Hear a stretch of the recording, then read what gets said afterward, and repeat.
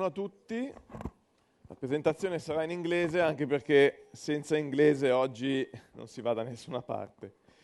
I would like to talk to you about what we call the omnichannel e-commerce revolution. As you all know, today digital disruptors are completely changing the way we live, the way we shop, and the way everybody is living his own life.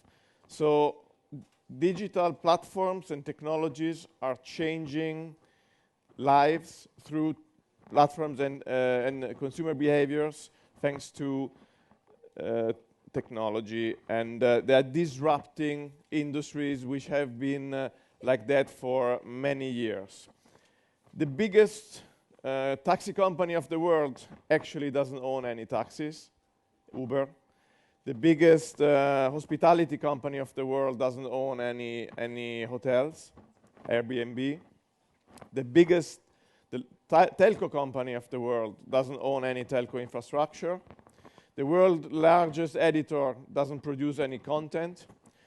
The world's largest picture company doesn't own any cinemas. And the world's largest software providers don't actually produce any apps themselves.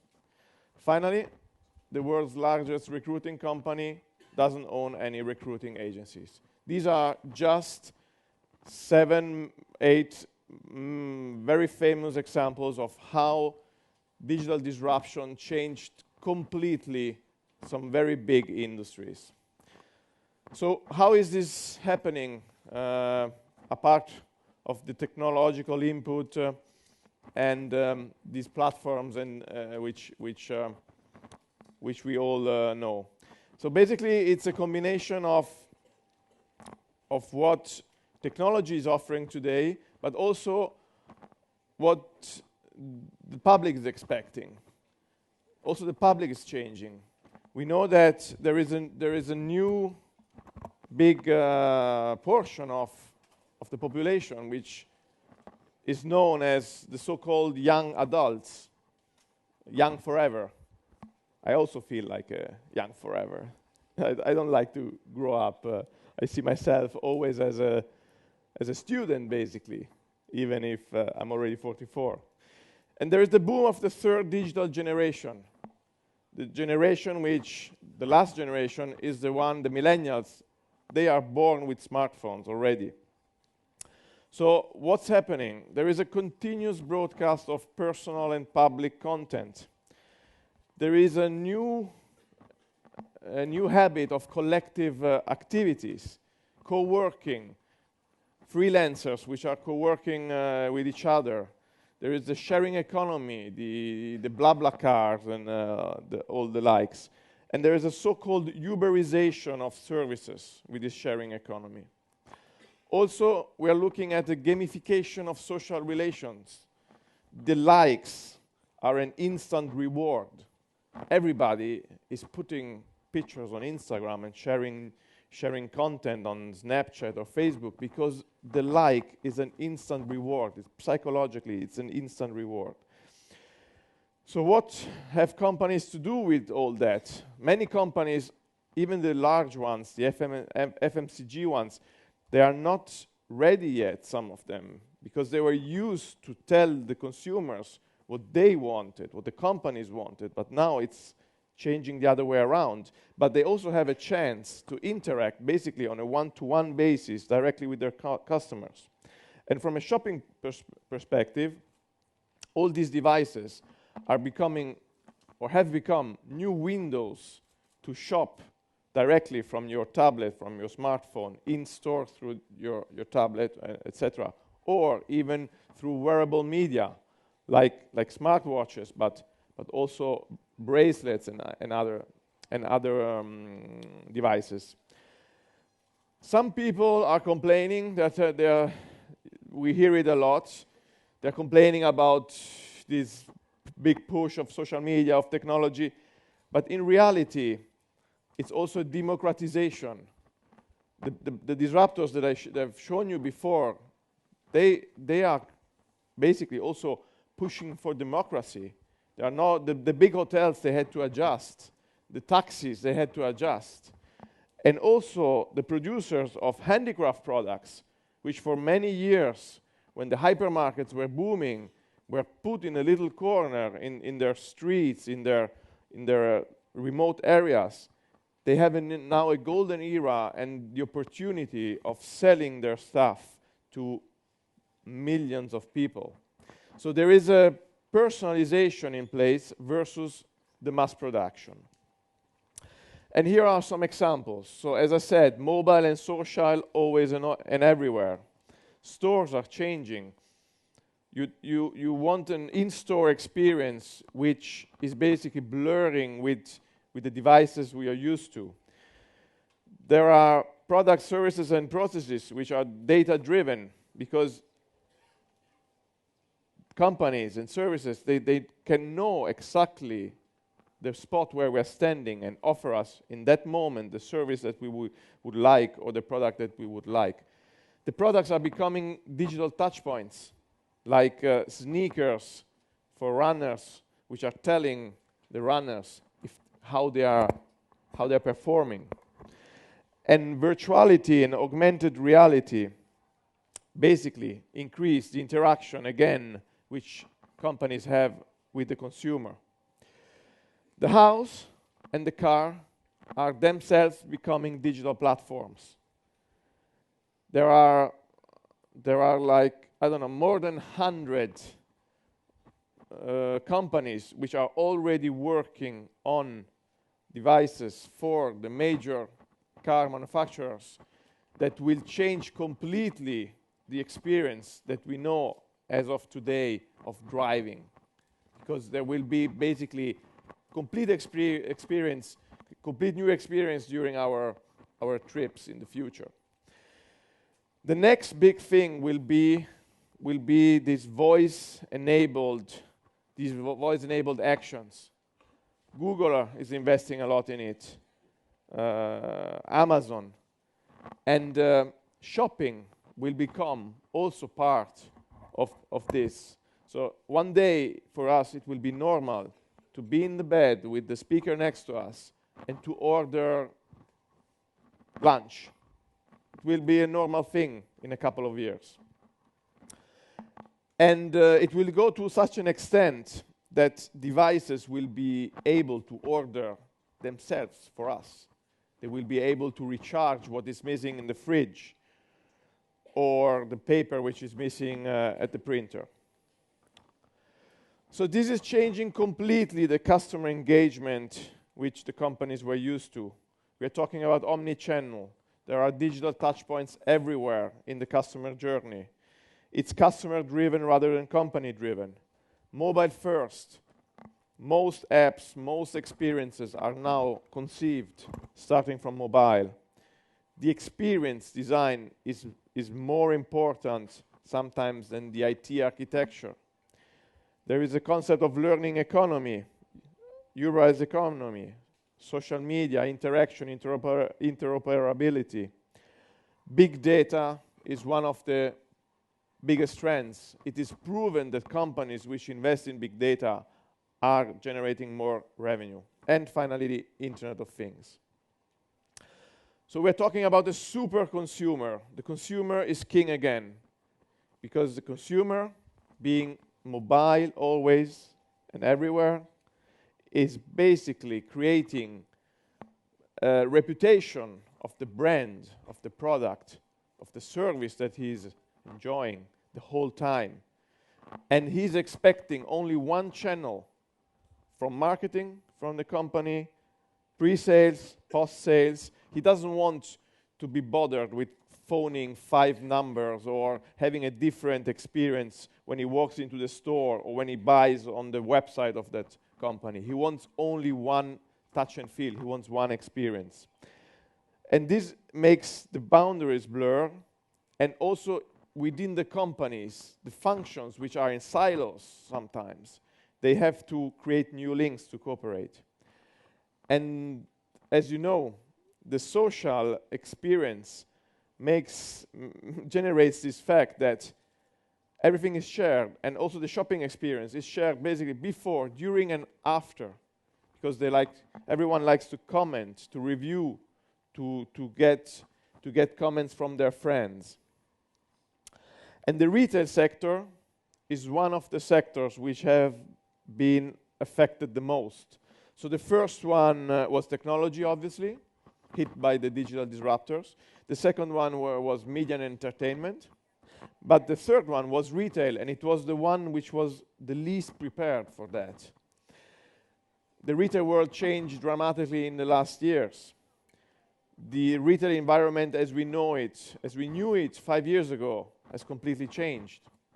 There is a new paradigm of on-life retail, always connected retail, and everywhere commerce.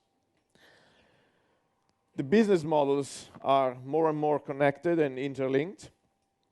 And what we see compared to the old B2B, B2C models, or C2C, like we were used to on eBay or on classifieds, are completely changing. And we're talking about an age of the B2C to C2B model.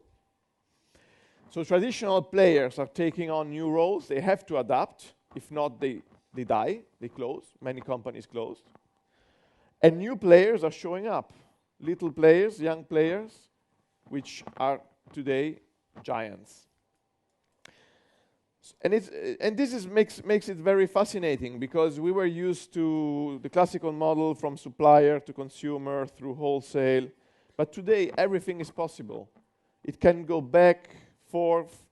We have examples like Farfetch and many others, where some players are just cutting these traditional supply chains. Disintermediation is happening, but also re-intermediation, depending on which end you're taking it from. And what is also happening, we were used to, obviously, at the very beginning of the shopping and manufacturing experiences, there used to be craft at the beginning, which then was substituted by mass production. Then we had mass production with a couple of options, but now we have mass customization. Everyone wants to have a mass product, but exactly how they like it. And retailers, they cannot force their experience anymore on customers. I remember a couple of years ago, not so far ago, a trip to the Silicon Valley, went to an Abercrombie & Fitch store. They had a nice song. There wasn't any Shazam yet. And I asked one of the attendants, what song is playing? Do you have a playlist? We cannot tell it to you because it's part of the shopping experience. It's secret. So today we would have Shazam, but it's something which retailers, they cannot afford to do anymore. And by the way, Abercrombie & Fitch went basically bust. So they didn't really have the right approach. Today, the customer wants to be cuddled, and he wants to be helped with the new technology which is existing. And this is creating third place in store experiences, like bookstores which have to fight Amazon. So what they do, they put a bar in their store so that people can hang out and they spend more time there. And then maybe they walk around and they buy a book there instead of buying it online. We have in-store mobile shopping, receiving through sensorial devices, and where we can receive some push notifications with in real-time promotions. And also very important, mobile which is basically getting into store. Queue-busting apps are one of the biggest thing which has to happen. And I took 3 Italian examples. Italy, Rosso Pomodoro, and Oceano, of course, French player, but the Italian app. So basically, these apps, they help you in paying at your table directly without queuing, for example. Other examples, which are quite interesting. Zalando. We all know Zalando. for one of the biggest e-tailers, e-commerce player, and we all position Zalando as somewhere up there competing with Yoox and maybe Amazon. But Zalando, in reality, their mission is to become a digital platform, and they will want to sell their technology to other companies in the future. So the retail is just something they're doing to get the brand awareness and the critical mass. Very interesting are also the subscription-based models. At Gillette, no one was realizing that a new player, which came out from nowhere, was completely eating up their share. The Dollar Shave Club, not branded, but personal service subscription-based. So they had to put up their own subscription-based model because they were losing millions of customers. In China, we all know the WeChats and Alipays, which from telco went to basically payments and P2P payments and sending each other money. So what did the Chinese bank do? They opened up a store, an internet store. They went the other way around. In Amsterdam, there is an area in the center, next to the canals, which was suffering. Many little shops, they were suffering from the competition of the high street brands and from the internet. So what they did, they got together, they created a platform, the 9 Streets platform, and they started selling online when the shops are closed. And finally, Who's started as a blog for architects, for design, and they realized by checking on where the people were basically tapping, they were realizing that people were tapping on the single products. So they started selling, and they became a digital platform now, e-commerce platform. So concluding slowly the presentation, the Italian e-commerce market is also very important. It's one of the few sectors which is still growing at 2 digits every year. It will be worth 25 billion euro in 2018. It's lagging behind compared to the other countries, but this is a chance because there is a lot of headroom. And the penetration compared on the total retail world is only 6%. 9% on services, 4% on products. So there's a lot of headroom. Fashion and apparel is the segment which is the one we export the most. 22 million Italians are already buying online. The omnichannel customer is buying double compared to a customer which is only buying in one channel or another. And 1/3 of the sales is done through mobile. And what is interesting, unlike 5-10 years ago, when Privalia and Von Privé were telling their story that they were seeing customers buying in the morning commuting, or in the afternoon commuting, or in the evening couch surfing. Nowadays, 2 out of 3 mobile purchases are done during the day, so during the shop hours, and even in high street zones. Credit cards, also through tokenization and PayPal, are the most common payment methods. And the small, medium merchants, 64% of them are using the big e-commerce platforms, the likes of Magento, PrestaShop, and WooCommerce, to go online. But what's really interesting is that the developers are very important in e-commerce because they're a key player, they are an influencer. When someone from the small, medium merchant base wants to approach the e-commerce world, they are listening to the developer as one of their stakeholders and influencers. So it's a big opportunity for all of you which are developers. So this is my the last before last slide. So I'm representing Nexi, which is the former Carta C. It's called Nexi since November. We did a big rebranding operation. We are the Italian paytech leader and the fourth biggest European player, even if we are only focused on Italy. We manage 28 million of credit, debit, and prepaid cards, 1 billion transactions per year, and there are more than 700,000 merchants which we serve.